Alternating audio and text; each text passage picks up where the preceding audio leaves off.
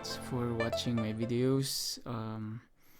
Today it's all for you basketball fans. We are going to do King James. Oops, get wet. But anyway, what we'll use today is acrylic, and I went through some study sketches, and I have this pre-sketched one. It's on a chipboard. This one is used for architectural modeling and other stuff. So I think it's relatively cheap and thick, so I don't have to stretch it. We're gonna do acrylic. We got some cheap acrylic I stole from my daughter again. So we're gonna use this. You don't have to use expensive stuff to do awesome illustrations. And of course, you need some brushes, you need agua, and you need to reuse your paper towel because we are on lockdown. And I got these pans. I got whites. We're gonna use whites, yellow, blue. I got reds, and I don't have acrylic for black. So immortal sin for all the artists is to mix it with other medium. I use watercolor. Hey, I'm not a pro, so we will just use whatever we have. All right, so let's get down to it.